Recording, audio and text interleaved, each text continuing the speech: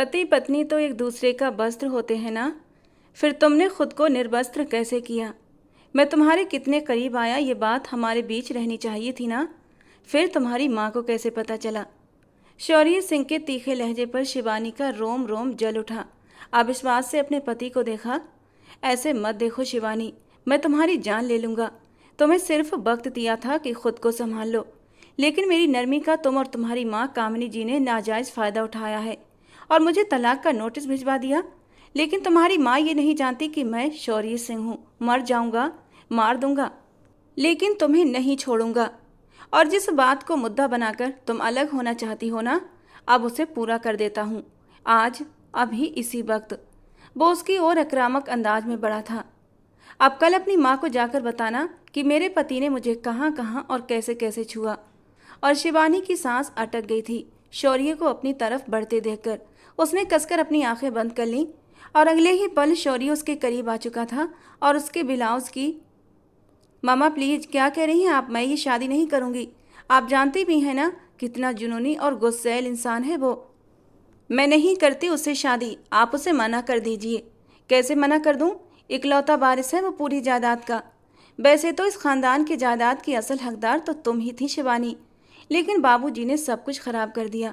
न जाने कहाँ से उस लावारिस शौर्य को उठाकर हमारे सिंह खानदान में पनाह दे दी, और अब तो वो शौर्य को ही अपना सब कुछ मानते हैं, जैसे वो उनका अपना सगा खून हो।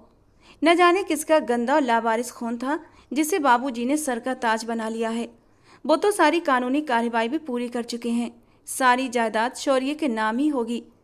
सारी जायदाद शौर्य के नाम ही होगी। अब मैं इतनी आसानी से जायदाद को छोड़ तो नहीं सकती ना। मेरी खानदानी जमीन जायदाद है ये। वो सीधे तरीके से ना सही तो टेढ़े तरीके से वो जायदाद मेरे पास ही आनी है, और उसका जरिया तुम बनोगी शिवानी। मैंने जो फैसला किया है वो बहुत सोच समझ कर किया है। मुझे बाबूजी की नज़रें शुरू से ही सही नहीं लगी थी। मुझे पता था वो अपना सब कुछ इसी लावारिस शौर्य के नाम कर देंगे। इसलिए बचपन में ही मैंने तुम्हारा रिश्ता शौर्य के साथ जोड़ दिया था, और बचपन का ये रिश्ता ख़त्म नहीं होगा शिवानी जब तक शादी न हो जाए। उसकी माँ कामिनी जी ने बेटी को समझाना चाहा, और शिवानी जो बहुत बेमन से हजारों बार सुनाई गई कहानी सुन रही थी, बुरा सा मुंह बनाकर रह गई। उसे इस कहानी में कोई इंटरेस्ट नहीं था, लेकिन उसकी जान तो अब अटकी थी जब उसकी शादी की बात उस खड़ूस शौर्य से चली थी। क्या मतलब मम्मा? शादी के बाद क्या होगा? सब खत्म हो जाना है। मेरी खुशियाँ, मेरे सपने, मेरी ज़िंदगी, सब कुछ ख़त्म हो जाना है। उस इंसान के गुस्से को पूरा ख़ानदान जानता है। कोई भी बात उसके मिजाज के खिलाफ हो जाए तो लाट साहब का मूड बन जाता है, और मैं सारी ज़िंदगी उसका मूड ही ठीक करती रहूँगी। हर वक्त की रोक टोक मुझसे नहीं सही जाती। ये मत करो, वो मत करो, यहाँ मत जाओ, वहाँ मत जाओ। वाट रविश! और एज देखी है आपने उसकी? मुझसे पूरे 9 साल बड़ा है वो। नाना जी को क्या सूझी जो उसे मेरे मत्थे मर रहे हैं? दुनिया में और भी लड़कियां हैं, मैं ही क्यों? उस खड़ूस, बदतमीज और जालिम इंसान को झेलना मेरे बस की बात नहीं।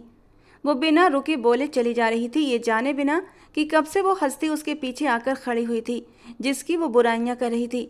शिवानी, रूम में जाओ, कामिनी जी ने दांत भींचते हुए कहा, क्योंकि वो कब से शौर्य सिंह को देख चुकी थी और अब आंखों के इशारे से शिवानी को रोकने की कोशिश भी कर रही थी। लेकिन वो शिवानी ही क्या जो एक बार बोलने पर आए और इतनी आसानी से रुक जाए। अब कामिनी जी के जोर से डांटने पर शिवानी खामोश हुई थी। मम्मा, उसने फिर से विरोध करना चाहा। शिवानी, सुना नहीं तुमने? अब की बार लहजा सख्त था। वो आंखों में आंसू लिए सीढ़ियाँ चढ़ गई, जबकि अपनी पॉकेट्स में हाथ डाले राजपूत शौर्य सिंह ठंडी नज़रों से कामिनी जी को देखता रहा। कोई काम था? वो उसके पास आते नरम लहजे में पूछने लगी। काम तो था, पर अब मुझे लगता है कुछ और फैसला लेना पड़ेगा। शायद आपकी बेटी को इस शादी से काफ़ी एतराज़ है। शौर्य के नपे तुले अंदाज पर कामिनी जी ने होंठ भींचे। ये आपका प्रॉब्लम नहीं है शौर्य, मैं अपनी बेटी को हैंडल करना जानती हूँ। कामिनी जी किसी भी कीमत पर ये रिश्ता हाथ से जाने देना नहीं चाहती थीं। शौर्य से शादी मतलब करोड़ों की जायदाद का उनके हाथ में आना था, जो उनके बाप ने जज्बातों में भरकर इस लावारिस के नाम कर दी थी। शादी की डेट फिक्स हो गई है, 1 हफ्ते बाद शादी है, लेकिन आपकी बेटी का माइंड तो 7वें आसमान पर है। शौर्य की बात पर कामिनी को मिर्ची लगी। 1 हफ्ते बाद? लेकिन मुझसे तो बाबूजी ने ऐसी कोई बात नहीं की थी। मैं बता रहा हूँ ना, वो काफ़ी नहीं। अब की बार लहजा थोड़ा नागवार था। ठीक है, हो जाएगा सब, वो भी मुंह बनाकर बोली। उम्मीद करता हूँ कोई गड़बड़ नहीं होगी। इतना कहता हुआ शौर्य जा चुका था, जबकि कामनी जी का दिमाग एक पल में ही घूमा था। बाबूजी ऐसा कैसे कर सकते हैं? 1 हफ्ते के गैप पर वो शादी करवाएंगे? हद है। कामनी जी सोफे पर ढह गईं। उन्हें रह रहकर शिवानी की फिक्र हो रही थी। वो किसी सूरत भी शादी के लिए राजी नहीं थी। उसे मनाना मोर के आंसू लाने के बराबर था। क्या बात है बेटा, इतनी जल्दी किस बात की है? राजपूत दिग्विजय सिंह ने शौर्य के चेहरे की तरफ देखकर हैरानी से पूछा। जल्दी है दादाजी, क्योंकि मुझे आपकी बेटी पर भरोसा नहीं। उसका बस चले तो वो इस रिश्ते को सिरे से ख़त्म कर दे, लेकिन वो ऐसा कर नहीं रही, आगे कर सकती है। इसीलिए मुझे लगता है अब जल्दी की ज़रूरत है। शौर्य के साफ शब्दों पर दिग्विजय सिंह ने सहमति में सिर हिला दिया। चलो, जैसा आपको सही लगे। क्या 1 माह बाद, क्या 1 हफ्ते बाद? सब इंतजाम हो जाएंगे। उन्होंने शौर्य के कंधे पर थपकी दी। वो शौर्य की किसी बात से असहमति नहीं रखते थे और इस बचपन के रिश्ते को कायम रखने की सबसे बड़ी वजह खुद शौर्य ही था, जो अपनी बचपन की मंगेतर को बिल्कुल भी छोड़ने का इरादा नहीं रखता था। कामनी जी ने शिवानी को बहुत समझाया, पर शिवानी भी उनकी बेटी थी। उसने भी बहुत बवाल मचाया, यहाँ तक कि भूख हड़ताल भी कर दी, लेकिन कामनी जी ने उसकी एक न सुनी। और आज उसकी शादी का दिन था। वो शादी के जोड़े में आसमान से उतरी कोई परी मालूम हो रही थी। उसकी आंखों की उदासी उसे और भी दिलकश बना रही थी। धीरे धीरे शादी की रस्में शुरू हो चुकी थीं। सब कुछ इतने सुकून से हो रहा था। कामनी जी के साथ साथ शौर्य भी उलझ गया था, लेकिन कामनी जी ने ज़्यादा ध्यान नहीं दिया। उन्होंने सोचा शायद उनके समझाने का असर उनकी बेटी पर हो चुका है, लेकिन शौर्य को कुछ ज़्यादा ही उलझन हो रही थी, शिवानी की तरफ से भी और कामनी जी की तरफ से भी, क्योंकि वो कामनी जी की नेचर को बहुत अच्छे से जानता था। उसे यकीन नहीं आ रहा था कि इतनी खामोशी से कामनी जी ने सब कुछ कैसे होने दिया। खैर, शौर्य सिंह भी शांत होता हुआ अपने दादाजी की ओर मुड़ा। विदाई की हलचल शुरू हो गई थी, लेकिन कामनी जी घबराई हुई बाहर निकलीं। उनके चेहरे पर हवाइयाँ उड़ रही थीं। क्या हुआ कामनी, सब ठीक तो है ना? दिग्विजय सिंह ने चिंता से पूछा। बाबूजी, वो शिवानी कमरे में नहीं है। न जाने वो कहाँ चली गई है। कामनी जी की रोंदी हुई आवाज़ पर शौर्य सिंह के माथे की नसें तन गईं। ये क्या कह रही हो तुम? ऐसा कैसे हो सकता है? अंदर देखो, अंदर ही होगी। नहीं है वो अंदर बाबूजी, कामिनी जी रोते हुए बोली। भाग गई है या फिर भगा दी गई है? शौर्य के सख्त लहजे पर कामिनी जी ने उसे एक गुस्से भरी नज़र से घूरा था। क्या बोल रहे हो तुम? मैं ऐसा क्यों करने लगी? हाय कामिनी भाभी, फिर आपकी बेटी किसी के साथ भाग गई क्या? कामिनी जी की देवरानी ममता जी ने मुंह पर हाथ रखते हुए अफसोस से कहा। चुप रहो तुम, बीच में बोलने की जरूरत नहीं, कामिनी जी ने उसे डांट दिया। लो भला, बेटी काबू में नहीं, किसी प्रेमी के साथ बस। शौर्य सिंह की खूंखार और कठोर आवाज़ गूंजी तो सब और एक पल को सन्नाटा छा गया। वो मेरी पत्नी है, मेरी इज्जत, जहाँ भी होगी शौर्य सिंह उसे ढूंढ निकालेगा, और अगर अब किसी ने उसके चरित्र पर उंगली उठाई तो मुझसे बुरा कोई नहीं होगा। सबकी जुबानें बंद कराता शौर्य सिंह कामिनी जी की ओर मुड़ा। मेरी पत्नी कहाँ है और किस हालत में है ये तो मैं पता कर ही लूँगा, लेकिन अगर इस सब में आपका हाथ हुआ तो फिर आपको संभालने वाला कोई नहीं बचेगा। अपनी बात कहता हुआ वो लंबे लंबे कदमों से वहाँ से निकल गया। उसके बॉडीगार्ड लोग भी उसके पीछे हो गए। ये सब ठीक नहीं हुआ कामिनी, वो जहाँ भी हो दुआ करना जल्दी मिल जाए, वरना शौर्य के गुस्से से कोई उसे बचा नहीं पाएगा। दिग्विजय सिंह ने दुख के साथ कहा और सिर नामे हिला दिया, जबकि कामिनी जी स्वयं परेशान थीं कि उन्होंने शिवानी को कितना समझाया था, कितनी नसीहतें दी थी, फिर भी वो नासमझी कर गई। वो बार बार उसे फ़ोन कर रही थी, लेकिन उस लड़की ने फ़ोन उठाना तो दूर, देखने की भी कोशिश नहीं की थी। शादी का जोड़ा पहने वो दौड़ी चली जा रही थी। उसे ये तक नहीं पता था कि उसे जाना कहाँ है। बस उसे बहुत गुस्सा था अपनी माँ पर और उस व्यक्ति पर जो उससे शादी करने चला आया था। वो तो शादी से पहले ही निकल जाना चाहती थी, पर उसे मौका नहीं मिला, और शादी के बाद जैसे ही सभी लोग बाहर निकले, वो बाथरूम का बहाना बनाकर धीरे से कमरे से बाहर निकल आई थी। घर के एक एक कोने से वो भली भांति परिचित थी। छिपकर निकलना उसके लिए कोई मुश्किल काम नहीं था, लेकिन समस्या ये थी उसकी कोई योजना नहीं थी भागने की, लेकिन फिर भी उसे बस अपनी माँ और शौर्य से बदला लेना था, जिन्होंने अपनी स्वार्थपरता में एक बार भी नहीं सोचा कि वो क्या चाहती है। एक जगह खड़े होकर उसने गहरी सांस ली। मिस्टर राजपूत शौर्य सिंह, तुम्हें क्या लगा कि अब शिवानी को पाना तुम्हारे लिए आसान है? तो ये तुम्हारी भूल है। केवल शादी कर लेने से मैं तुम्हारी दासी नहीं बन गई। मैं अब भी अपनी इच्छा की मालिक हूँ। मैं जो चाहूँगी वही करूँगी। मुझे कोई भी रोक नहीं सकता, और तुम तो बिल्कुल भी नहीं। मन ही मन वो शौर्य सिंह को संबोधित करती हुई अब सड़क पर दाएं बाएं देखती हुई दिशा तय करने लगी। वो घर से काफ़ी दूर निकल आई थी और उस ओर सड़क पूरी तरह सुनसान थी। इसी वजह से उसने घर के पीछे वाले हिस्से में जंगल से गुजरने वाली सड़क का चुनाव किया था, ताकि वहां से भागने में आसानी हो और कोई भी उसे पकड़ न सके। मगर ये उसकी भूल थी। शौर्य सिंह को अब तक कौन रोक पाया था, जो अब कोई उसे रोक पाता। अपने ऊपर ओढ़ी हुई शॉल को कसकर लपेटे वो एक ओर चली जा रही थी कि अचानक एक गाड़ी पास से गुजरी, जो थोड़ी दूर जाकर रुकी और वापस मुड़ गई। शिवानी के दिल की धड़कनें एक पल के लिए तेज हो गईं, मगर चेहरे पर आत्मविश्वास का आवरण बनाए रखा। जी मैडम जी, कहाँ जाना है आपको? वो आदमी शरीफ सा लगा। मुझे वो स्टॉप तक छोड़ दोगे? शिवानी ने सामान्य अंदाज में कहा तो उसने गाड़ी का पिछला दरवाज़ा खोल दिया। शिवानी पहले ही अपने सारे गहने उतारकर एक छोटे से बैग में रख चुकी थी। बैग कंधे पर लटकाए वो उसकी गाड़ी में बैठ गई। गाड़ी सुनसान सड़क पर दौड़ी जा रही थी। बीच बीच में कोई गाड़ी पास से गुजर जाती। गाड़ी चला रहा व्यक्ति अपने मोबाइल पर किसी को मैसेज कर रहा था। भाई, ये कौन सी जगह है? स्टॉप तो दूसरी ओर था ना, आप किधर ले जा रहे हैं मुझे? शिवानी को अपनी गलती का तुरंत ही एहसास हुआ था। जी मैडम जी, ये शॉर्टकट है। वो जल्दी से बोला। शॉर्टकट की ऐसी तैसी, गाड़ी रोको फौरन, शिवानी ने चिल्लाकर कहा। लेकिन उसने नहीं सुना तो शिवानी ने उसकी स्टीयरिंग पर हाथ रखते हुए गाड़ी को घुमाया, जिससे गाड़ी असंतुलित हो गई। ड्राइवर ने झटके से गाड़ी रोकी तो शिवानी तुरंत दरवाज़ा खोलकर बाहर निकल गई। ड्राइवर उसके पीछे दौड़ा। उसने शिवानी को पकड़ना चाहा, लेकिन उसकी शॉल ड्राइवर के हाथ में रह गई और वो झटका खाकर घूम गई। बैग उसके हाथ से छूटता हुआ पेड़ों के झुंड में जा गिरा। उस व्यक्ति ने कुटिलता से शिवानी की शॉल को अपने कंधे पर रखते हुए अपनी बड़ी बड़ी मूंछों को ताव दिया था। मुझसे दूर रहो, करीब आए तो जान से जाओगे, उसे धमकी देती हुई शिवानी अपने मोबाइल पर लगातार आ रही शौर्य सिंह की कॉल को देख रही थी और फिर जल्दी से उसने कॉल उठा ली। मेरे पास आजा बुलबुल, मुझे खुश कर दे, मैं तुझे खुश कर दूंगा। मोबाइल पर शौर्य सिंह की आवाज़ सख्ती से गूंजी थी। शिवानी, कहाँ हो तुम इस वक्त? लेकिन शिवानी को होश कहाँ था कि फ़ोन पर शौर्य से बात करती। खबरदार, खबरदार, जो मेरी तरफ बढ़े तो मुंह तोड़ दूंगी तुम्हारा। शिवानी की कांपती आवाज़ सुनाई दी। शिवानी, शिवानी, लोकेशन ऑन करो, शौर्य सिंह चिल्लाया था, लेकिन शिवानी सुन चुकी थी। जाने जिगर, इतना आसान नहीं है मुझसे छिपना। और किसे कॉल कर रही है? वो आदमी अचानक उसकी ओर लपका था। शिवानी लोकेशन ऑन करती हुई मोबाइल को अपनी पीठ की ओर छिपा गई।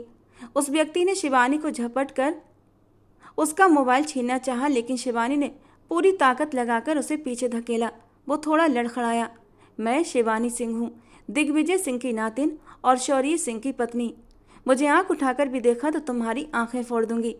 शिवानी ने उसे अपनी ओर से जोरदार धमकी दी थी, लेकिन अब वो व्यक्ति गुस्से से उसकी ओर झपटा था। अगले ही पल उसने शिवानी का और शिवानी तड़प गई। उसने यहीं पर बस नहीं किया, शिवानी को जोर से धक्का देते हुए और उसकी इस हरकत पर शिवानी तड़पते हुए चीख पड़ी। शौर्य सिंह को ऐसा महसूस हुआ जैसे उसकी आत्मा ही जल उठी हो। लोकेशन की ओर गाड़ी पूरी रफ्तार से भाग रही थी। स्पीड और भी तेज हो गई थी। उसके गार्ड्स भी साथ थे, लेकिन उसे सिर्फ शिवानी की चिंता थी। उसे डर था कि कहीं अपनी नादानी में वो अपने साथ कुछ गलत ना कर बैठे। आई श्योर शिवानी सिंह, अगर तुम्हारे साथ कुछ भी गलत हुआ तो तुम्हारी जान मैं अपने हाथों से लूँगा। वो उसे मन ही मन संबोधित करता हुआ गाड़ी की स्पीड और बढ़ा गया। शिवानी ने उस आदमी के चेहरे को अपनी ओर बढ़ते हुए देखा तो उसके मुंह पर थूक दिया। उसके थूकने पर वो व्यक्ति और भी भड़क गया। उसने खींचकर शिवानी को पहले दाएं फिर बाएं गाल पर तमाचा जड़ दिया और दोनों तरफ से आस्तीनें खींचते हुए वो तड़प कर चिल्लाई थी, लेकिन कोई भी तो न था वहां जो उसकी मदद करता। अचानक से उसका हाथ पास पड़ी एक ईंट पर जा लगा। शिवानी ने वो उसके सर पर दे मारी कि वो आदमी सिर पर हाथ रखे चीखा और उसकी पकड़ ढीली पड़ी, जिससे शिवानी ने उसे जोर से धक्का देते पीछे हटाया और खुद उठकर खड़ी हुई। पर इससे पहले कि वो उठती उस आदमी ने उसे वो कमर के बल पीछे गिरी थी। उसकी कमर की एक तरफ जबरदस्त चोट भी लगी। दर्द से बिलबिलाकर रह गई। हे भगवान, वो अपनी कमर पर हाथ रखे सामने खड़े उस दरिंदे को देखती पीछे की ओर खिसकने लगी। उस आदमी के माथे से खून बह रहा था, जो उसने रुमाल रखकर रोकने की कोशिश की। मुझ पर वार किया तूने? मुझ पर? बहुत देखी हैं तेरे जैसी, कोई भी बीरे से बच नहीं सकी, तो तू क्या? इतना कहता वो अपनी शर्ट को अब फिर से शिवानी पर आ ठहरा था। उसका वजूद शिवानी के वजूद से टच होता कि एक सनसनाती हुई उसके कंधे पर आ लगी। उसकी छींटें शिवानी के चेहरे पर भी पड़ी। वो अपना कंधा थामे दर्द से चिल्लाया था। शिवानी सहमते हुए उठ बैठी। उसकी नज़रों के घेरे में वो शख्स था जिसने उसकी इज्जत पर गंदी नज़र डाली थी। दूसरी भी उसके दूसरे कंधे में पैबस्त हुई। वो दोनों बाजुओं से अपाहिज हो गया। उसके दोनों बाजू लटक गए थे। शिवानी ने खुद को छुपाना चाहा। उसकी बिखरी हालत देखते शौर्य ने सख्ती से अपनी आंखें मीच कर खोली थीं। उसका जी चाहा एक गोली इसके सीने में भी उतार दे, जिसने भागकर पूरे खानदान के सामने उसकी इज्जत का तमाशा बनाकर रख दिया था। अपने आदमियों को वो पीछे ही रोक चुका था, क्योंकि वो नहीं चाहता था कि कोई उसकी बीवी को इस हाल में देखे। अपनी शॉल को उसने उसकी ओर फेंका। शिवानी ने उसके गुस्से वाले चेहरे की ओर देखा तो एक पल के लिए उसके रोंगटे खड़े हो गए। उसकी आंखों में लिखी लिखावट वो अच्छी तरह समझ चुकी थी, इसलिए फौरन शॉल को अपने इर्द गिर्द लिपेटा और कांपते हुए उस इंसान को देखा जो इस वक्त उसे सिर्फ खौफ में लिप्त कर रहा था। उस शख्स के गुस्से से कौन जानकार नहीं था, पूरा खानदान जानता था कि वो कितना गुस्सैल है। और अब शिवानी भी जानने वाली थी। शौर्य ने उस शख्स के चेहरे पर बेशुमार घूंसे बरसाए, लेकिन वो अपना बचाव न कर सका। वो अधमरा हो गया था।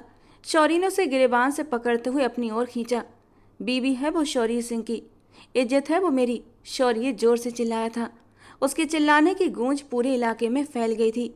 शौर्य ने एक ही झटके में उसकी गर्दन और फिर वो आदमी बेचैन होता नीचे गिरा था। शिवानी की डर के मारे चीखें निकल गई थीं। वो गुस्से वाला था, लेकिन इतना जालिम भी था, ये कब जानती थी वो। उसे बेहोश करता वो शिवानी की ओर बढ़ा। शिवानी के चेहरे का रंग लट्ठे की तरह सफ़ेद पड़ा। वो अपनी जगह से हिल भी न सकी। शौर्य ने आगे बढ़कर उसे बाजुओं से पकड़कर खींचकर उठाया था कि उसकी चीख निकल गई। चुप, बिल्कुल चुप, आवाज़ ना आए वरना यहीं मार कर चला जाऊंगा। वो गुस्से में गुर्राया था। शिवानी का पूरा जिस्म लरज रहा था, लेकिन उसने एक आवाज़ भी ना निकाली। उस पर शौर्य सिंह का खौफ सर चढ़कर बोल रहा था। शौर्य ने उसे अच्छी तरह से शॉल लपेटी और घसीटता हुआ गाड़ी की ओर बढ़ा। उसकी कमर में दर्द की तेज टीसें उठ रही थीं, लेकिन उसने एक सिसकी भी ना भरी। शौर्य ने उसे गाड़ी में ले जाते हुए पटका। वो जैसे ही गाड़ी स्टार्ट करता निकला, उसके सिक्योरिटी गार्ड्स भी फासले से उसके साथ थे। शिवानी तो सांस भी गिन गिन कर ले रही थी। वो पहली दुल्हन थी जिसकी विदाई अनोखे और निराले अंदाज में हो रही थी। शिवानी ने सहमे हुए अंदाज में शौर्य को देखा। उसे समझ न आया कैसे उस शख्स के कहर से खुद को बचाएगी। वो उसे अपनी हवेली ले जाकर जान से मार डालेगा और किसी को खबर तक न होगी। हवेली के अंदर ले जाते वो उसे सीधा अपने कमरे में लेकर गया था। कामनी जी भी वहीं पर थी। उन्हें भी फ़ोन पर सूचना दे दी गई थी कि शिवानी मिल गई है। वो जानती थी इस वक्त शौर्य को बहुत गुस्सा आएगा, लेकिन वो चाहती थी शौर्य गुस्से में कहीं शिवानी को कोई नुकसान न पहुंचा दे। वो भी इस वक्त सिंह हवेली में ही मौजूद थी। लेकिन जब शौर्य शिवानी को घसीटते हुए अपने कमरे की ओर ले जा रहा था, तब किसी की भी हिम्मत न हुई कि शौर्य को रोक सके या उसे कोई सवाल जवाब कर सके। बाबूजी, क्या आप उसे कुछ नहीं कहेंगे? अभी चुप रहो कामनी, कुछ भी बोलकर शौर्य के गुस्से को हवा मत देना। शिवानी ने जो किया वो माफ़ी के लायक नहीं है, लेकिन फिर भी मैं शौर्य को अपने तरीके से समझाऊंगा। पर फिलहाल तुम खामोशी से यहाँ से चली जाओ। दिग्विजय सिंह ने अपनी बेटी को साफ शब्दों में समझाया तो वो तिल मिलाकर रह गई। शौर्य सिंह, इसे अपनी जीत मत समझना। वो वक्त दूर नहीं जब मैं तुझसे अपनी बेटी को इस पूरी जायदाद के साथ वापस ले लूंगी। वो दिल ही दिल में सोचती वहां से अपने घर की राह पकड़ गई। दिग्विजय सिंह इस सोच में पड़ गए कि क्या उन्हें इस वक्त शौर्य से बात करनी चाहिए या नहीं, क्योंकि उसके गुस्से से तो वो भी डरते थे। पर इस वक्त उन्हें बात करना उचित न लगा। वो उसे कमरे में लाते ही बिस्तर पर जोर से पटक देता है। कमर में दर्द की एक तीव्र लहर दौड़ती है और वो चीख मारती हुई तड़प उठती है। उसका हाथ बेख्तियार अपनी कमर पर चला जाता है। शौर्य, जो गुस्से से उसकी ओर बढ़ रहा था, उसी वक्त रुक गया। वो शिवानी को हाथ कमर पर रखे औंधे मुंह पड़े देखकर अपने गुस्से को काबू में लाने की कोशिश करता है। वो तड़प तड़प कर रो रही थी। शौर्य ने आगे बढ़कर उसे सीधा किया तो वो फिर से फूट पड़ी। शौर्य, प्लीज रुक जाइए, वरना मैं मर जाऊंगी। उसे लगा शौर्य अब उससे अपना हक लेने वाला है, तड़पते हुए वो उससे विनती कर गई। वो जिद्दी स्वभाव की लड़की इस वक्त अपने दर्द और शौर्य सिंह के डर से उससे विनती कर रही थी। मर जाओ तो ही बेहतर है। तुम्हारे जैसी लड़की को मैं अपने साथ कमरे में रखने का भी हकदार नहीं समझता, जो शादी की रात अंधेरे में घर से भाग गई। जानती हो कितने सवाल उठे हैं तुम्हारे किरदार पर। वो उसे बालों से पकड़े उस पर फुनकारता है। उसके चेहरे पर अपनी तपती सांसें छोड़ता वो शौर्य सिंह उस वक्त पागलपन की हदें पार कर चुका था। मुझे परवाह नहीं किसी की, कौन क्या सोचता है। मैं अपनी मर्जी से अपनी जिंदगी जीने वाली लड़की हूँ। वो ये सब दिल ही दिल में कह सकी, शौर्य सिंह को न कह सकी। उसकी काली डरावनी आंखों से वो बहुत डर चुकी थी। जी चाहता है कि अभी इसी वक्त तुम्हारा गला तो मार दीजिए मुझे शौर्य सिंह, मार दीजिए। आपके साथ जिंदगी गुजारने से अच्छा है मैं मर जाऊं। वो इस बार खुद को रोक न पाई और टूटते हुए बोल पड़ी। शौर्य ने उसके जबड़े को जोर से दबोच लिया। उसके चेहरे पर पहले ही उंगलियों के निशान थे और गाल सूजे हुए थे। अब शौर्य की पकड़ से वो और भी दुखने लगे। मारूंगा जरूर, लेकिन इतनी आसान मौत नहीं। पल पल मारूंगा और कतरा कतरा तुम्हारी सांसें निकालूंगा। बताऊंगा तुम्हें कि एक राजपूत के साथ जिंदगी कितनी मुश्किल होती है। वो उसे चेतावनी देता बोला और झटके से छोड़ गया। शिवानी फिर से सिसक सिसक कर रोने लगी। वो इसीलिए तो उससे नफरत करती थी, क्योंकि वो औरत को कोई नाजुक चीज नहीं बल्कि बहुत मजबूत समझता था। अपनी तरह जैसे वो ताकतवर है वैसे ही औरत भी है। दरवाजा खटका था। दादाजी की पुकार पर शौर्य तुरंत दरवाजा खोलता हुआ बाहर निकला। उन्होंने उसे समझाया और शिवानी से ज़्यादा सख्ती करने से मना कर दिया। वो उनके सामने सिर नहीं उठाता था और आज भी उनकी बातें चुपचाप सुनता रहा और हाँ में सिर हिलाता हुआ वापस अंदर आया तो वो बिल्कुल चुप थी, पर अभी भी वो उल्टी ही औंधे मुँह लेटी थी। उसकी बिखरी हालत देखकर शौर्य का खून फिर से खौल उठा। उसे घुटन सी होने लगी। घुटन से राहत पाने के लिए उसने अपनी शर्ट के बटन खोलते हुए दूर फेंकी। बिना उसकी ओर एक नज़र डाले वो सीधा बाथरूम में जाकर शावर के नीचे खड़ा हो गया। ठंडे पानी से नहाते हुए वो अपने चटकती हुई नसों को काबू में करने की पूरी कोशिश कर रहा था, जो उसे और भी ज़्यादा तकलीफ दे रही थी। वो बस खुद को काबू में रखना चाहता था ताकि वो शिवानी को और कोई तकलीफ न दे पाए, क्योंकि वो पहले ही बहुत तकलीफ में थी। यही सोच सोचकर वो मरने वाला हो रहा था कि अगर उसने लोकेशन ऑन न की होती तो वो इतनी जल्दी उसे कैसे ढूंढ पाता। जरा सी भी देर हो जाती तो कुछ भी हो सकता था, और अगर उसकी इज्जत पर आँच आ जाती तो शौर्य जिंदा न रह पाता। शावर बंद करता हुआ तौलिया लिए अपने बालों को सुखाता, वार्डरोब से अपना नाइट ड्रेस लेता, चेंज करके बाहर आया। शिवानी अभी भी उसी हालत में थी। शिवानी, शौर्य ने आगे बढ़कर उसे आवाज़ देते हुए उठाया तो वो बेहोश थी और शौर्य एकदम घबरा गया। उसकी बिखरी हालत, फटी हुई आस्तीन और जख्म देखकर वो होंठ भींच कर रह गया। उसे बिस्तर पर सीधा लिटाकर उसका सिर तकिए पर रखते हुए उसके बाल पीछे कर दिए। खूबसूरती तो जैसे इस लड़की पर आकर रुक सी गई थी। दूधिया सफ़ेद गाल थप्पड़ों की वजह से लाल हो गए थे, और जब शौर्य ने उसकी चोटिल गालों को अपनी मजबूत उंगलियों से जकड़ा था तो शौर्य के नाखून भी उसके नाजुक गाल में लग चुके थे, जहाँ से हल्का हल्का खून भी रिसने लगा था। गालों के अलावा भी कई जगह जख्म लगे हुए थे।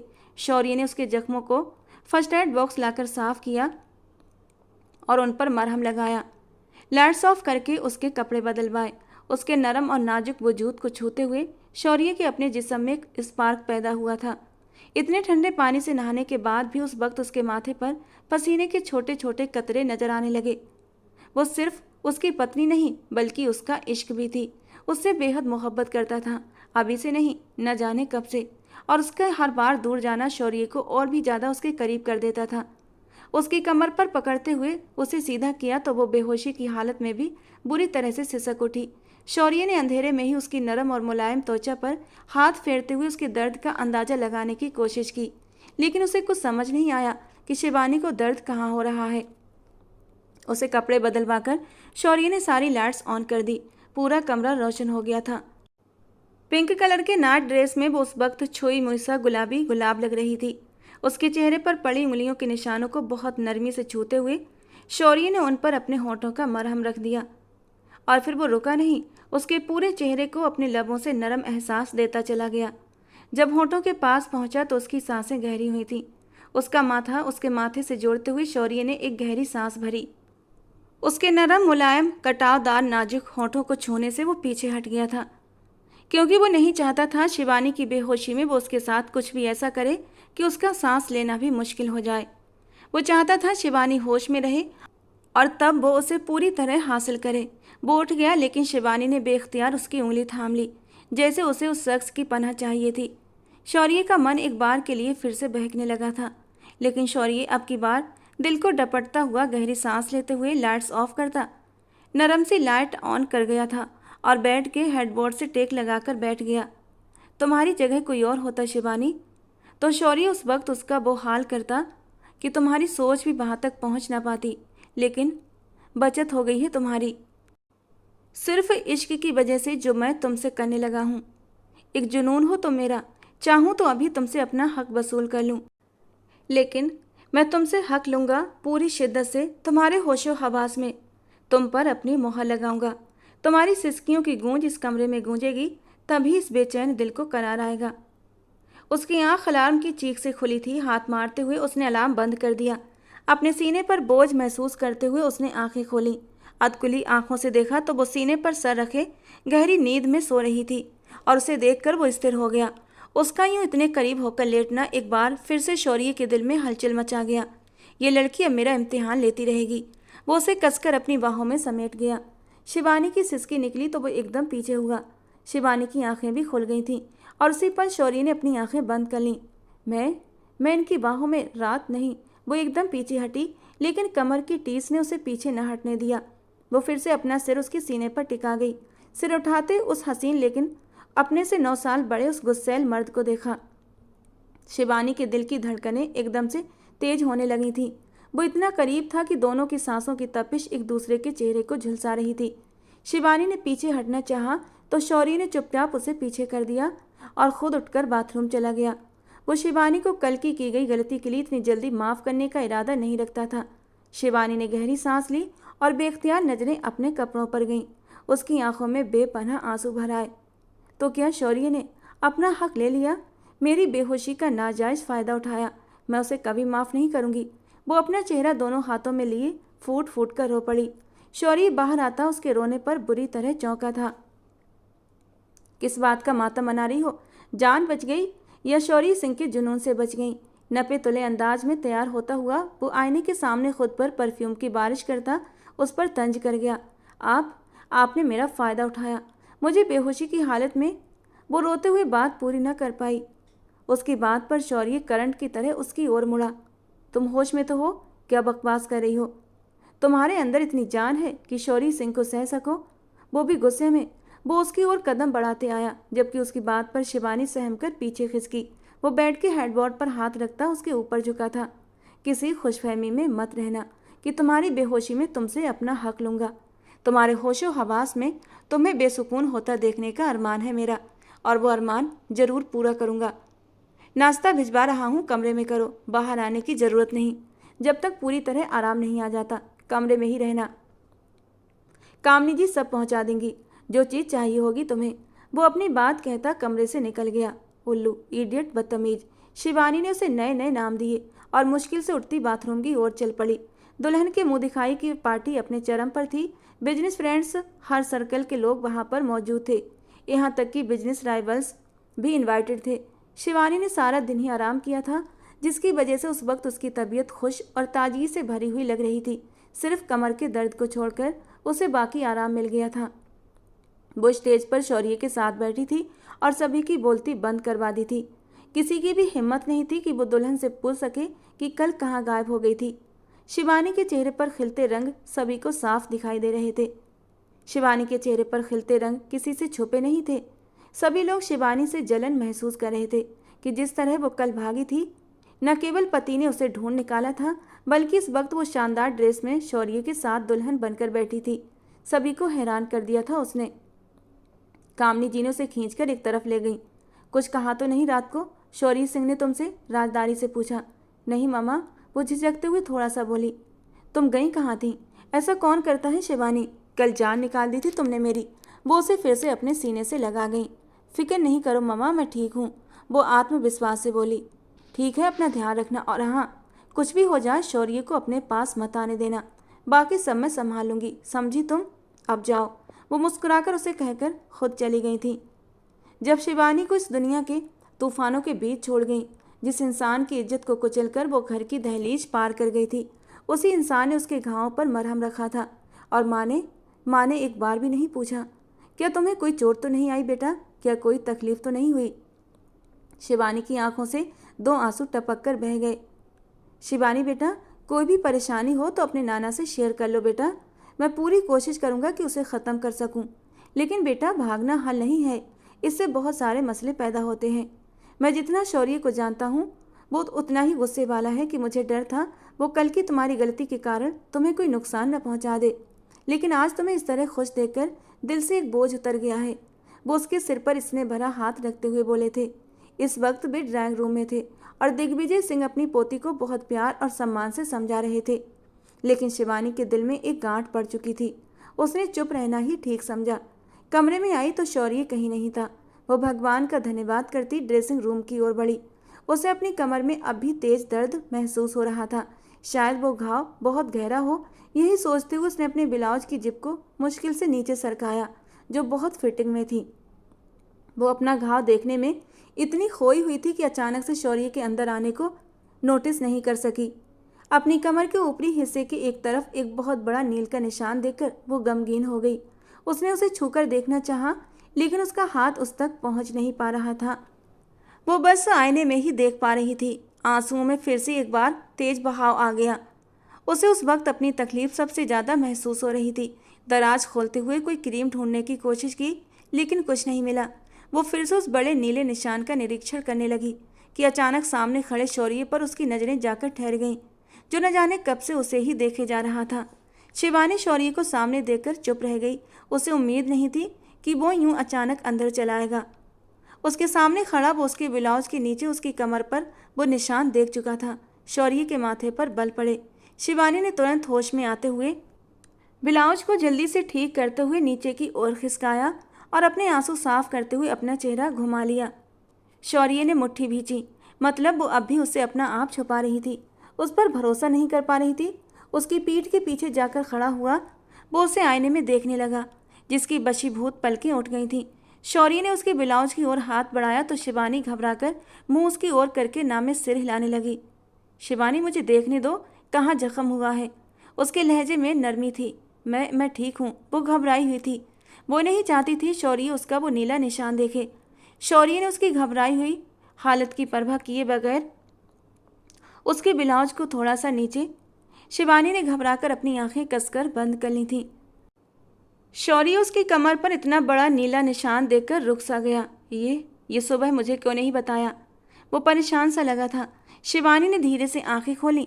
वो नाम में सिर हिलाता हुआ फर्स्ट एड बॉक्स से चेक करते हुए एक क्रीम निकाल लाया। मैं खुद लगा लूँगी। शिवानी ने तुरंत उसके हाथ से वो क्रीम लेना चाहा। ये लो, लगा लो। शौर्य ने बिना किसी विरोध के उसे वो क्रीम दे दी। आप जाएं। वो न जाने क्यों इतना ज़्यादा घबराई हुई थी। शायद अपनी धड़कनों की आवाज़ से बहुत ज़्यादा तंग आ चुकी थी, जिससे वो काफ़ी देर से नज़रें चुराने की कोशिश कर रही थी। मेरे सामने लगाओ, शौर्य ने सख्त अंदाज में कहा। इस बार शिवानी को सख्त बुरा लग गया। आप जाएं, मैं लगा लूँगी खुद ही। वो भी थोड़ा सर्द लहजे में बोली। मेरे सामने लगाओ। वो फिर से वही बोला। शिवानी ने उसे शोलों की नज़रों से देखा था।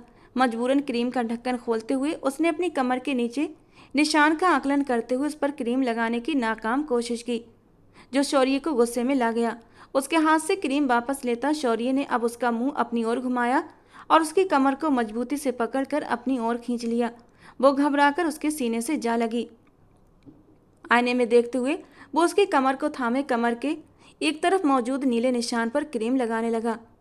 शिवानी ने एक सिसकी भरी थी। शौर्य के बाह को मजबूती से दबा दिया। वो दर्द से करहा उठी थी। शौर्य ने धीरे धीरे उस पर क्रीम लगाते हुए उसकी नाजुक सी कमर की लचीलेपन को अपनी उंगलियों से महसूस किया था। एक पल के लिए शौर्य का दिल बेकाबू सा होने लगा। वो उसकी थी, उसकी मोहब्बत, उसकी महबूब बीबी, उसकी मिल्कियत। फिर भी वो उसे समय दे रहा था। सारे हक रखते हुए वो उस पर हक नहीं जताता था। प्लीज छोड़िए। वो अपनी कमर पर शौर्य की उंगलियों का एहसास करते हुए कांप रही थी, जो धीरे धीरे बेकाबू हो रही थी। डोंट वरी, इतनी जल्दी नहीं है मुझे, इसीलिए बेफिक्र रहो। जब भी अपनाऊंगा तुम्हें, तुम्हारी नाजुक सी जान पहले निकालूंगा। वो धीरे से फुसफुसाते हुए बाहर निकल गया, जबकि शिवानी बिल्कुल चुप हो गई। कुछ दिन यूं ही चुप्पी में गुजर गए। बेचैनी सी हर तरफ छा गई। शौर्य अर्जेंट काम के सिलसिले में कुछ दिनों के लिए विदेश चला गया था और शिवानी सिंह हवेली में पूरी शान से रह रही थी, जैसे इस घर की मालकिन बही हो। शौर्य के जाने की खुशी सबसे ज्यादा जैसे उसी को हो। उसका यूं हवेली में खुश रहना कामनी जी को बुरी तरह खटक रहा था। वो चाहती थी अब अपना प्लान भी इस्तेमाल करें। इसके लिए उन्होंने शिवानी को कॉल भी की थी और बहाने से उसे अपने पास बुलाना चाहा, लेकिन वो अपनी जिंदगी में इतनी खुश थी कि माँ की बातों पर कान नहीं धरे। वो अपने कमरे में शावर लेने के बाद बिना दुपट्टे के आईने के सामने खड़ी थी। गीले बदन से कपड़े चिपके हुए थे जो उसकी खूबसूरती को और भी उभार रहे थे। अचानक दरवाजा खुला और शौर्य अंदर आ गया। शिवानी उसे एकदम अपने पास देखकर चौंकी थी। उसके बालों में कंघी करता हुआ हाथ एकदम से रुक गया था। शौर्य की नजरें उसके शरीर के खूबसूरत उतार चढ़ाव पर थीं। शौर्य का यूं बेबाकी से उसे देखना शिवानी को शर्म से लाल कर गया था। यह अचानक कहाँ से आ गया? अपना दुपट्टा ढूंढते हुए वो जल्दी से खुद को ढकने लगी। उसकी इतनी सावधानी देखकर शौर्य ने एक नाराजगी भरी नजर उस पर डाली थी। बजाय इतने दिनों बाद पति को देखकर वो खुश होती, उसके चेहरे पर हवाइयाँ उड़ी हुई थीं। तुम्हारी माँ की तबीयत खराब हो गई है, बुलाया है तुम्हें, चलो छोड़ आऊं। वो बिना किसी भाव के बोलते हुए पलट गया। मम्मा, मम्मा को क्या हुआ? मुझे फ़ोन क्यों नहीं किया उन्होंने? वो परेशान सी हो गई थी। ये पूछताछ बाद में कर लेना, चलो मुझे और भी बहुत से काम हैं। शौर्य ने मुंह बनाते हुए गुस्सा दबाते हुए कहा था। वो क्या सोच रहा था कि हिंदुस्तान वापस आकर अपने रिश्ते की शुरुआत करेगा, लेकिन अब उसे अपने दादाजी के कहने पर शिवानी को उसकी माँ के घर छोड़ना पड़ रहा था। गाड़ी सिंह हाउस के बाहर खड़ी करते हुए एक पल को दोनों के बीच गहरी खामोशी छा गई। शिवानी, शौर्य सिंह, वो पहली और आखिरी गलती थी जो मैंने तुम्हें माफ़ की। अब अगर यहाँ आकर तुमने फिर से कोई गलती दोहराई तो याद रखना, इस बार माफ़ी नहीं मिलेगी। माँ के घर आई हो, आराम से माँ की 4 दिन सेवा करो। जब लेने आऊँगा तो साथ चलना, तब तक अपनी सुरक्षा अच्छे से करना। वो उसकी ओर झुकते हुए बहुत ही गंभीर लहजे में कहते हुए उसके माथे पर अपने होंठ रख गया। ये सब एक जल्दी ही अनजाने तौर पर हुआ था। शिवानी ने हैरान होकर उसे देखा तो वो अपनी नज़रें विंड स्क्रीन पर गड़ा गया। जाओ अंदर, वो सपाट अंदाज में बोला। वो चुपचाप गाड़ी से उतरते हुए अंदर की ओर बढ़ गई। उसके अंदर जाने के बाद शौर्य की गाड़ी वहां से निकल गई, जबकि सिक्योरिटी गार्ड्स की भारी संख्या घर के चारों ओर तैनात हो गई थी। पूरे घर को जैसे घेर लिया गया हो। मम्मा, आपकी इतनी तबीयत खराब थी, मुझे बता देती, मैं आ जाती। शौर्य को क्यों बताया? वो नाराजगी से माँ के पास बैठते हुए बोली। शौर्य को नहीं, बाबूजी को बताया था। तुम्हें तो अपनी फुर्सत नहीं कि माँ का हालचाल पूछ लो। कहाँ तुम आकर सेवा करती? उन्होंने नफरत और थोड़ा गुस्से से कहा। मम्मा, अब ऐसी भी कोई बात नहीं। वो माँ के चारों ओर अपनी बाहों का घेरा बना गई और कामनी जी बेहद खुश थीं। अब जो वो करना चाहती थी वो आसान हो गया था। उसे यहाँ पर आए हुए 2 दिन हुए थे कि कामनी जी उसके पास आईं। शिवानी बेटा, इन पेपर्स पर साइन कर दो। शिवानी का सिर दर्द से फटा जा रहा था। उसकी तबीयत काफ़ी ख़राब लग रही थी। ये क्या पेपर्स हैं मम्मा? उसने लाल होती आंखों से उन्हें देखते हुए पूछा। बेटा, ये प्रॉपर्टी के पेपर्स हैं, क्योंकि मैं अपना सब कुछ तुम्हारे नाम कर रही हूँ। मैंने साइन कर दिए हैं, तुम भी कर दो, लहजे में प्यार घोलते हुए कहा। मम्मा, आप जानती हैं मुझे इन पैसों वैसों से प्यार नहीं है। बेटा, मैं जानती हूँ, लेकिन ये सब मैं अपनी खुशी से कर रही हूँ। तुम मेरी इकलौती बेटी हो, तुम्हें नहीं दूंगी तो किसे दूंगी? उनका लहजा इतना प्यार से भरा हुआ था कि शिवानी ने बिना देखे उन पेपर्स पर साइन कर दिए। ये लो खुश। वो फाइल उनकी ओर बढ़ाते हुए मुस्कुराई तो वो उसके माथे पर होंठ रख गई। बहुत खुश मेरी जान, मैं तुम्हारे खाने के लिए कुछ भिजवाती हूँ। खाना खाकर दवा लेकर सो जाना, अब बाकी सब तुम्हारी मम्मा संभाल लेगी। वो उससे प्यार से कहती हुई जा चुकी थीं, जबकि सिरदर्द की वजह से अब शिवानी की आंखें बंद हो रही थीं। 2 दिन से शौर्य ने खुद को बेहद व्यस्त कर लिया था। वो ज़्यादातर अपना समय ऑफिस में ही बिताता था। आज उसे माँ के घर गए 4था दिन हो रहा था, लेकिन एक बार भी दोनों में से किसी ने भी संपर्क नहीं किया था। आज का सारा दिन भी शौर्य ने खुद को व्यस्त रखा था। आज सुबह से उसने कोई 20 बार मोबाइल देखा था कि शायद शिवानी उसे कॉल करे, लेकिन चुप मोबाइल ने उसके दिमाग को झंझोड़ कर रख दिया था। वो इतना समय देने के बाद भी नहीं बदली थी। शौर्य को दुख हो रहा था। तभी उसी पल आंधी तूफान की तरह कामनी जी ऑफिस में घुसी चली आईं। उन्हें देखकर शौर्य के माथे पर बेहिसाब गहरी लकीरें पड़ गईं। आप यहाँ? मुंह बनाकर पूछा। मुझे तो यहाँ आना ही था ना, राजपूत शौर्य सिंह। ओह माय फॉल्ट, मैं तुम्हें राजपूत शौर्य सिंह कैसे बोल सकती हूँ, क्योंकि ये खानदान, ये नाम, ये तो सब तुम्हें बाबूजी की तरफ से भीख में मिला है, जिसके तुम हकदार थे ही नहीं। लेकिन अपनी भोली सूरत और प्यार के जाल में मेरे बाप को ऐसा फंसाया कि तुम्हें पोता बना बैठे। जो कुछ मेरा और मेरी बेटी का था अपने नाम कर लिया। दाद देनी पड़ेगी तुम्हारे खेल को। मुझे तो आना ही था, तुम्हें तुम्हारे खेल में हराना भी तो है ना। एक अदा से कहती वो शौर्य को बेहद बुरी लगी। जो कहना है साफ साफ कहें। शौर्य अपनी जगह से उठते हुए उन्हें नज़रअंदाज करके बोला, तुम्हें क्या लगा शौर्य सिंह, तुम जीत जाओगे? मेरा नाम भी कामनी सिंह है। मुझे आज तक कोई भी हरा नहीं पाया, तो तुम क्या हरा पाओगे? कामनी जी के अंदाज में शौर्य को खटका लगा। ये रहे डाइवोर्स पेपर्स, जिन पर शिवानी के साइन हो चुके हैं। उम्मीद है तुम भी इन पर साइन करके इस रिश्ते को यहीं पर ख़त्म कर दोगे और इसके हिस्से की जायदाद उसे दे दोगे। एक पल के लिए वहाँ पर गहरी खामोशी छा गई। आपको लगता है कि मैं ये करूँगा?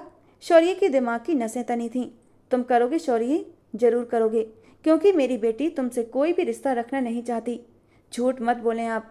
आपकी किसी भी बात पर मुझे भरोसा नहीं। शौर्य ने उनकी बात काटते हुए कटाक्षी अंदाज में कहा, अच्छा, तुम जानते हो शिवानी अभी तक तुम्हारे करीब क्यों नहीं आई?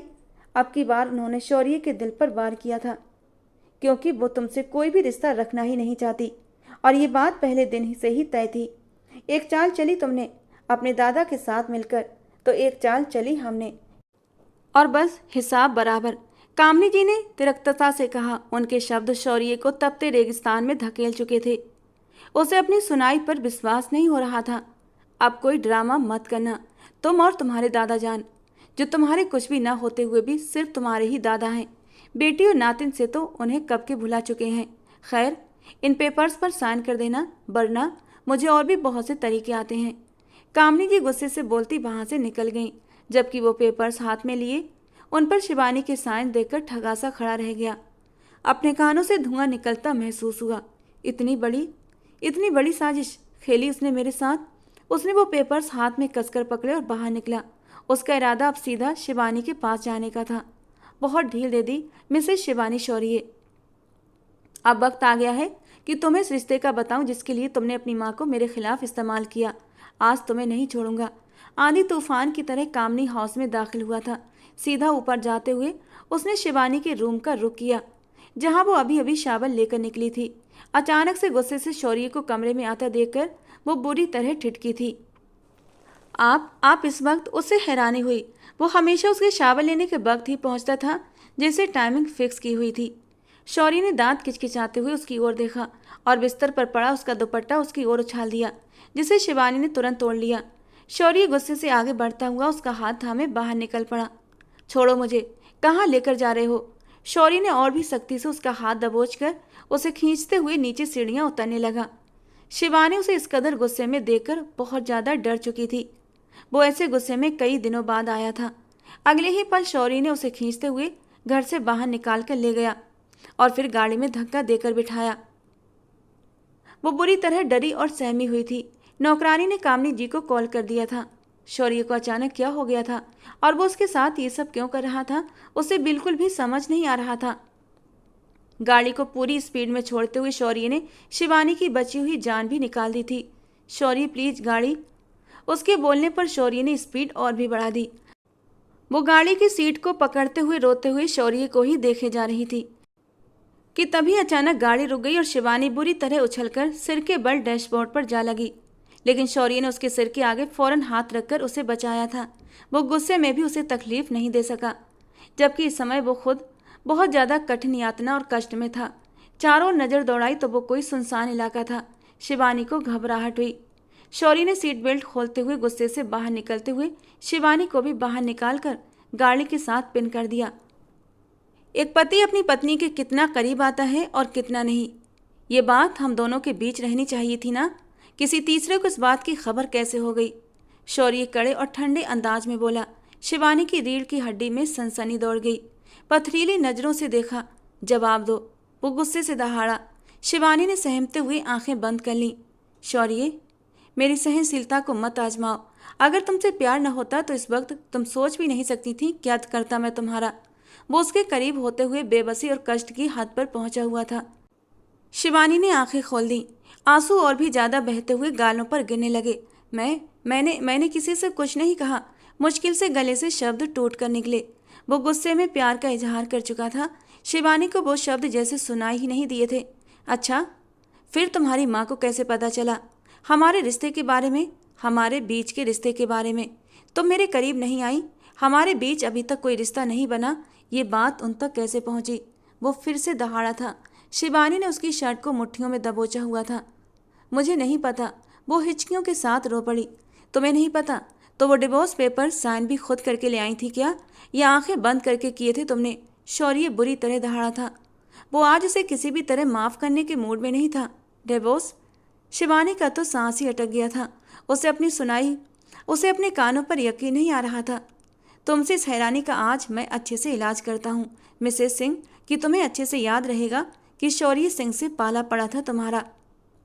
वो उसे वापस गाड़ी में धकेलता और गाड़ी स्टार्ट कर गया, और शिवानी बस चुपचाप उसे देख रही थी। शौर्य शिवानी को फार्म हाउस ले गया। उसे रूम में ले जाते हुए बिस्तर पर धकेल दिया। शिवानी ने घबराकर उसे देखा, जिसकी आंखें बेहद लाल हो रही थीं। एक पल के लिए तो वो उससे बहुत ज़्यादा डर चुकी थी। अपने बालों में हाथ फेरता वो इधर से उधर चक्कर काटता बहुत ज़्यादा दर्द में था। तभी उसके मोबाइल पर कॉल आई। सामने ही कामनी सिंह का नंबर चमक रहा था। शौर्य के होठों पर एक तंज भरी हंसी आई और कॉल को स्वीकार किया। स्पीकर पर डालते हुए उसने एक नज़र शिवानी पर डाली थी। कहाँ हो तुम? कहाँ लेकर गए हो मेरी बेटी को? शौर्य सिंह, मेरी बेटी मुझे वापस कर दो, वरना। कामनी जी की गुस्से वाली आवाज़ पर शौर्य को कुछ शांति सी महसूस हुई। आपकी बेटी नहीं, अपनी पत्नी को लेकर आया हूँ, इस बार बहुत शांति से जवाब दिया। बकवास मत करो, अब वो तुम्हारी पत्नी नहीं, उसने तलाक के पेपर पर साइन कर दिए थे, समझे तुम? शौर्य ने दर्द से शिवानी को देखा, जो बेयकीनी से अपनी माँ की आवाज़ सुनते हुए हैरानी के समंदर में डूब रही थी। आपकी बेटी ने किए हैं साइन, मैंने नहीं, और जब तक शौर्य सिंह के साइन नहीं होते तलाक तो नहीं हो सकता सासू माँ। हर शब्द चबा चबा कर बोलते हुए उसने उन्हें तंग कर दिया था। मुझे मेरी बेटी वापस कर दो, भूल जाएं आपकी, अब आपको आपकी बेटी वापस मिलेगी। बहुत शौक है ना आपको पति पत्नी के मामलों में घुसने का? आज की रात बीतने के बाद अपनी बेटी से पूछिएगा उसका पति उसके कितने करीब आया था। गरजते हुए कहते शौर्य ने उनकी बात सुने बिना ही कॉल काट दिया और मोबाइल भी ऑफ कर दिया, और मुंह मोड़ते हुए गुस्से से शिवानी को देखा, जो अभी भी चुपचाप बस उसे ही देखे जा रही थी, ऐसे जैसे कोई सपना हो। अपनी शर्ट के बटन को खोलते हुए एक कड़ी नज़रों से शिवानी को देखा। शर्ट दूर उछाली तो शिवानी को अपना दिल पसलियों से टूटकर बाहर निकलता हुआ महसूस हुआ। वो अपनी जगह से 1 इंच भी ना हिल सकी, लेकिन उसका कांपना और डरना शौर्य से छिप न सका। शिवानी के पास आते हुए शौर्य ने उसके बालों वो बुरी तरह तड़प उठी। शौर्य, उसके होठों ने पहली बार अपना नाम सुनते वो जोर से ठिठका था। उसके कांपते होठों को फोकस करते हुए वो अपनी एक हार्ट बीट मिस कर गया, और बेख्तियार ही उसके जितनी तीव्रता से वो झुका था, धीरे धीरे उसमें नरमी आ गई थी। शिवानी को अपनी सांसें रुकती हुई महसूस हो रही थी। वो उसकी नरम छुअन भी सहन नहीं कर पा रही थी। धीरे धीरे पीछे हटते हुए वो उसके चेहरे पर फैले गुलाल को देखने लगा। पति पत्नी तो एक दूसरे का वस्त्र होते हैं ना, फिर क्यों बेवजह खुद को और मुझे? बोलो, जवाब दो। मैं तो तुम्हें समय दे रहा था कि तुम संभल जाओ, अपना दिल राजी कर लो, खुद को मेरे लिए तैयार कर लो, लेकिन तुमने मेरी नरमी का गलत फ़ायदा उठाया। वो दुख के साथ बोला था। उस दिन तुम भाग गई थी। इस बात का दुख नहीं उतना शिवानी, जितना आज इस बात से हुआ है मुझे। कैसे कह दिया तुमने किसी तीसरे को हमारे बीच की बात? तुम्हें मेरी मोहब्बत, मेरी चाहत, मेरा ख्याल क्यों नजर नहीं आया शिवानी? अब की बार उसका लहजा बहुत टूट चुका था और वो सिसकते हुए रो पड़ी। आप कभी मेरा यकीन नहीं करेंगे। जो मैं कहूँगी आपको झूठ ही लगेगा, इसलिए अब कोई सफाई नहीं दूंगी आपको। वो आंसू रोकते हुए फिर से रो पड़ी। आप जो समझना है वो समझ लें। हाँ, बताया सब मामा को, हमारे बीच में डिवोर्स पेपर भी साइन किए। अब खुश? वो हिचकियों के साथ रो पड़ी। शौर्य ने धैर्य से वो सब सुना। शिवानी, एक बात याद रखना, मैं मरते मरते मर जाऊंगा, तुम्हें भी मार डालूंगा, लेकिन तुम्हें कभी नहीं छोड़ूंगा, समझी तुम? उसने ये शब्द कड़कते हुए कहा और उसके माथे पर अपने होठों से एक बर्फीला एहसास रखा। फिर उसे वहीं छोड़कर अपनी शर्ट उठाकर बाहर चला गया। शिवानी उसे जाता हुआ देखती रही। क्या शौर्य सच में मुझसे मोहब्बत? वो खुद से सवालों के ताने बाने बुनने लगी। और मैं भी? अचानक उसकी नज़र शौर्य के मोबाइल पर पड़ी और उसने बढ़कर उसे ऑन किया। अपना मोबाइल तो वह घर ही छोड़ आई थी। शौर्य ने उसे इतना मौका कहाँ दिया था कि वो अपना मोबाइल उठा पाती। शौर्य के नंबर से उसने अपनी माँ को कॉल मिलाई, जो दूसरी बेल पर ही उठा ली गई थी। शौर्य, मेरी बेटी मुझे। मम्मा, दूसरी तरफ से बेटी की आवाज़ सुनकर वो तड़प उठी थी। शिवानी, उसने तुम्हें कोई नुकसान तो नहीं पहुंचाया बेटा? तुम ठीक हो ना? मम्मा, अभी ठीक हुई हूँ। आप इतनी घटिया चाल कैसे चल गई? आपने धोखे से मुझसे पेपर्स पर साइन ले लिए? क्यों? वो दुखी अंदाज में बोली। शिवानी, मेरी बात सुनो। हमारा शुरू से यही प्लान था। तुम्हें शौर्य से सिर्फ शादी करनी थी ताकि सारी जायदाद। मेरा नहीं, ये आपका प्लान था मम्मा। और मैं उसका न पहले हिस्सा थी और न अब। मैं शौर्य सिंह से अपना रिश्ता कभी नहीं तोड़ूंगी, सुना आपने? बल्कि उनसे अपना रिश्ता और भी गहरा बनाऊंगी अब, जैसा उन्होंने आपको कहा था। आपको बहुत शौक है ना हवा में तीर छोड़ने का। अब आप देखें आपकी बेटी क्या करती है। शिवानी ने दीवाना होते हुए ये कहते हुए कॉल काट दी, जबकि कामनी जी अपना सिर पकड़ कर रह गई। शौर्य अचानक वापस लौटा था क्योंकि उसका मोबाइल कमरे में ही रह गया था और वो मोबाइल लेने वापस आया था। और उस वक्त उसने शिवानी के एक एक शब्द को सुना था। मतलब वो किसी भी साजिश का हिस्सा नहीं थी। शौर्य के दिल से उसके लिए गलतफहमी एक पल में ही खत्म हो गई थी। शिवानी ने आंसू पोंछते हुए शौर्य को देखा और धीरे धीरे कदम बढ़ाते हुए उसकी ओर बढ़ी। मोबाइल उसके हाथ में देते हुए भी आंसू आंखों से बहने लगे थे। शौर्य ने आगे बढ़कर उसके गालों से आंसू पोंछे तो वो सिर झुकाकर रो पड़ी। क्या पता था ये शख्स इस कदर प्यारा हो जाएगा कि उससे अलग होने का ख्याल ही शिवानी को जान से मारने जैसा महसूस करेगा। वो भी दिल ही दिल में शौर्य को चाहने लगी थी, लेकिन इसे व्यक्त नहीं कर पा रही थी। पर आज उसकी गलतफहमी पर वो तड़प ही तो गई थी। अपना चेहरा दोनों हाथों में छुपाए वो रो रही थी। शौर्य से उसका इस तरह रोना और अधिक नहीं देखा गया और उसने खींचकर उसे अपने सीने से लगा लिया। उसके सीने से लगते ही शिवानी के रोने में और भी तेजी आ गई थी और वो उसकी पीठ सहलाता हुआ उसे शांत कर रहा था। आज उसका अपनी माँ पर भरोसा टूट चुका था। वो खुद न टूट जाए। शौर्य उसे संभालता रहा। शौर्य उसे सीने से लगा उसके बालों को एक तरफ करता उसकी गर्दन पर अपने जलते हुए होंठ रख चुका था और शिवानी पूरी तरह से कांप उठी। अपना रोना भूलते हुए उसने सिर उठाकर शौर्य को देखा। शौर्य की आंखों में मोहब्बत का सैलाब देकर वो पल भर में अपने पूरे शरीर और आत्मा से कांपी। शौर्य ने उसके माथे पर होंठ रखे तो उसने उसकी छुअन को अपनी आत्मा में उतरते हुए महसूस किया। शिवानी, तुम तो शुरू से ही मेरी थी ना। मोहब्बत नहीं, इश्क किया था तुमसे और तुम कभी समझ ही नहीं पाई। वो उसके माथे से माथा जोड़े आंखें बंद किए बोलता जा रहा था। आपने मुझे कभी एहसास ही नहीं दिलाया। बस मुझे तो यही पता था कि शौर्य सिंह को बहुत गुस्सा आता है। उसी बात से डरने लगी थी।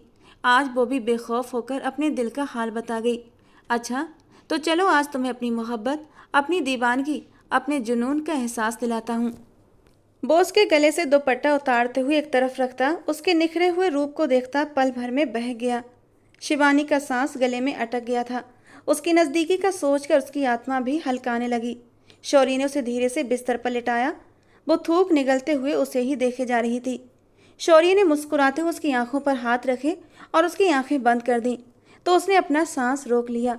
एक बार फिर वो पूरी ताकत से उसके होंठों पर झुका और उसकी सांसों से खेल गया। वो बेरहम होकर उसकी सांसों को चुराने लगा।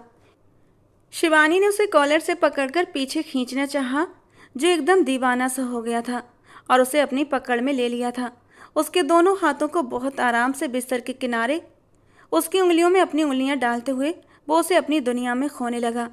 धीमी धीमी सिसकियों की गूंज ने एक अजीब सा सुरूर शौर्य की रग रग में घोल दिया था।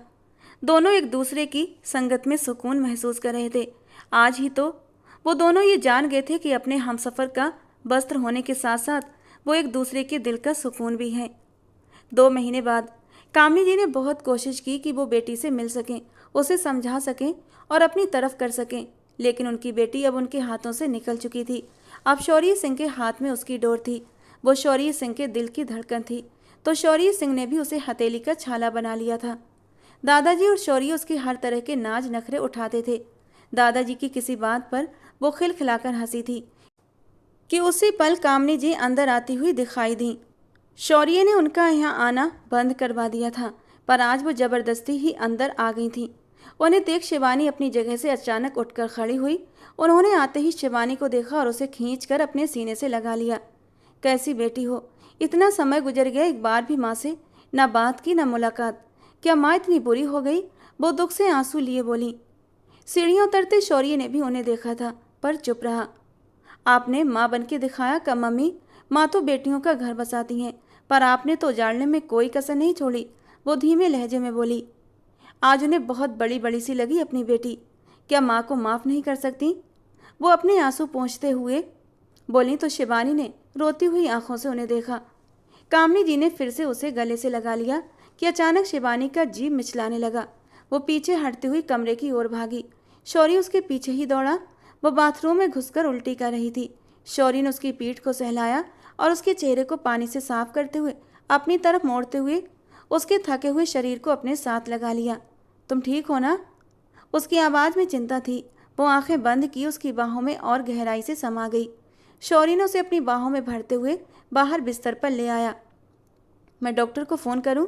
वो उसे बिस्तर पर लिटाकर पीछे हटा कि शिवानी ने उसे रोक दिया। मैं ठीक हूँ।